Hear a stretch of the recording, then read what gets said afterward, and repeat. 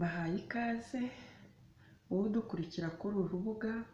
Imana iguhe umugisha. Urubuga ni urubuga rw'imbaraga z'ibimera. Imbaraga z'ibimera, Imana yaradukunze, irangije kudukunda rwose, iduha n'ibizatuma tuba mu isi. Yimeza ibyatsi, ishyiramo buri kimwe cyose gishobora gutuma umuntu abaho. Ariko abantu, Satani yagwiriye isi, abantu baba babi. Bityo rero havaho kujya dupinga Imana uko twiboneye. Nta cy'ubusa rero Imana yaremye cyo gutabwa. Bityo tuguma dushakisha icyatuma umuntu agenda arushaho kugira ubuzima buzima, ndetse akanamenya n'impamvu y'icyatumye icyo kintu kibaho. Uyu munsi wa none ntabatindiye, nzanye akantu Imana yaremeye abantu, ikaremera abantu bose rwose gashobora gufasha umuntu mu buzima.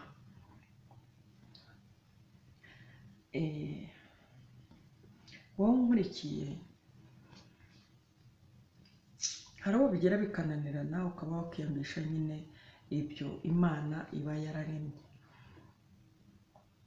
Uyu munsi wa none rero turareba ikintu gishobora gutuma amenyo yawe agarukana umwimerere wayo dukoresheje ibimera.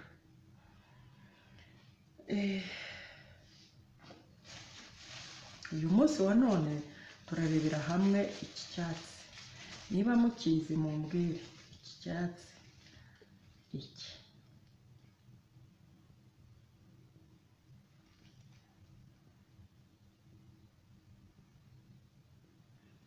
Iki cyatsi gikunda kumera mu misozi miremire, mu bitwa byo hagati, ndetse ahantu hadahingwa cyane. Iki cyatsi kiba gihari ahantu ku migezi, ku nkuka z'imigezi. Iki cyatsi wakihasanga. Iki cyatsi bacyita ikarwe. Ikarwe rero ni icyatsi, iki nicyo abanyarwanda ba kera bakoreshaga. Amenyo yabo agahora ari urunyange, amenyo yabo agahora ari urubugobogo, amenyo yabo agahora atapfa gupfumuka nk'ay'ubu ngubu yishwe n'ibisukari n'iki. Amenyo yabo yahoraga ameze neza. Ishinya ryabo ntiryarwaraga uko ryiboneye. Babaga bafite amenyo meza kandi akomeye. Yabaga ari amenyo adapfa kubora. Mujye mubitegereza bakiriho, ugasanga umuntu afite nk'imyaka 80 aracyafite amenyo yose, aracyafite amenyo y'umweru, nta na rimwe ryapfumutse, nta na rimwe rihomye, nta na rimwe rigize gute. Iki cyatsi ukuntu bagikoresha, uragenda ku gihuru, ku gisambu aho kiri, murakibona, ugaca amababi yacyo, uca amababi akomeye yacyo. Amababi akomeye ni aya ngaya aba atangiye guhinduka. Ugaca amababi 1, 2, 3, 4,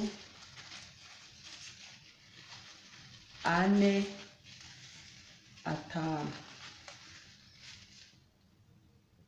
Amababi 5 arabaye. Amababi 5 arabaye. Aya mababi 5 ashobora kugukorera igikorwa cyawe cyose akayarangiza. Aya mababi 5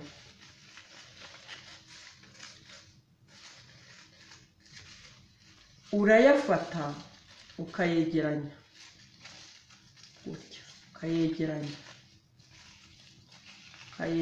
Si amababi 5 ngayo.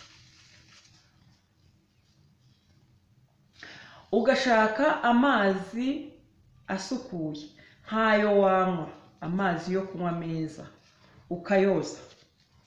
ukayoza amababi 5, ukayogesha amazi meza. Wamara kuyoza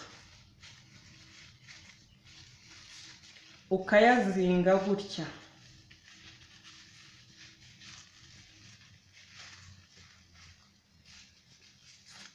Muri kumva ukuntu avuga nk'igipapuro cyangwa se nk'igisashi.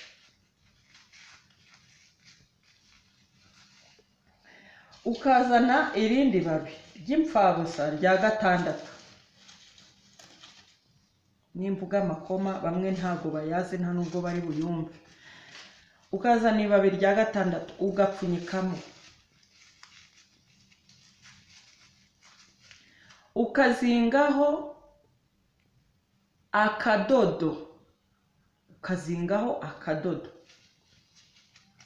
Hanyuma ugaterera hehe mu mazi abize.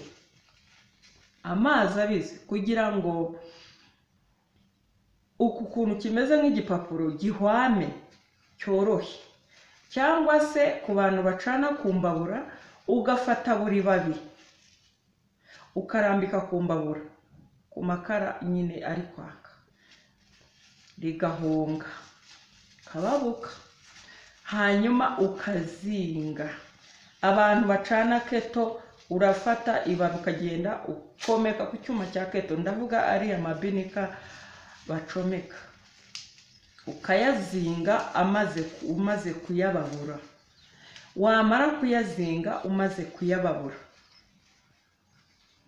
ukaza singuko ugashinyika neza, ugashinyika amenyo yawe neza, ukegeranya amenyo yawe ugashinyika. Hanyuma ukagira gute, ukoza.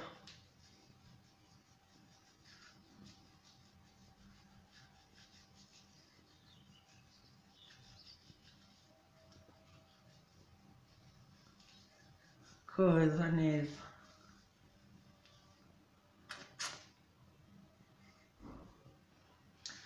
Wamara koza ukinyugurisha amazi meza ugacira.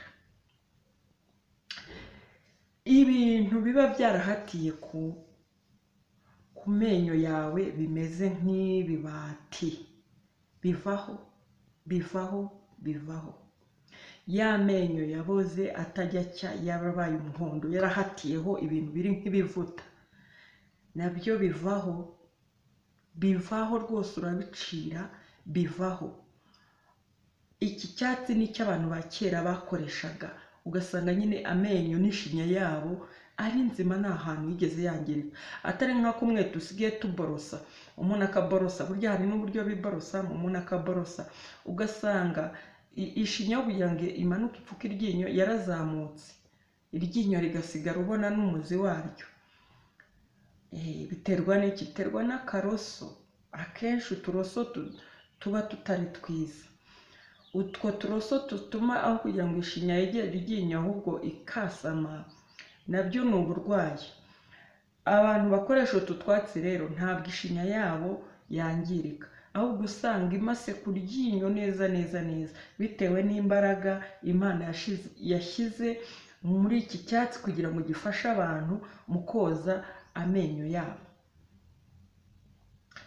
Amenyo yajonjogotoye haba hari ibiba bibura, ariko nkeka ko ibintu bikoze iki cyatsi biri mu birwanya amenyo. Ko cyoza iryinyo neza, iryabaye umuhondo riba umweru, iryagiyeho cya kintu kimeze nk'ibati cyangwa nk'ikibuye ukoraho kigataruka nacyo kirahunguka. Bimwe tujyana kwa muganga akajya kubitisha akantu cyangwa agashyiramo akantu kameze nk'agaforeza akajya akuba ku ryinyo, ukajya ukabona turamanyuka.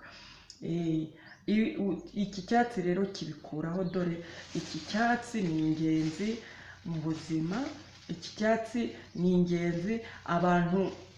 Urubyiruko muri kuvumbura muri ino minsi, muri gukora ubushakashatsi muri ino minsi, mugikoreho ubushakashatsi, mu minsi iri imbere tuzabone mwakituzaniyemo produit fini, ikintu nyine cyihariye cyo gukubisha amenyo yacu.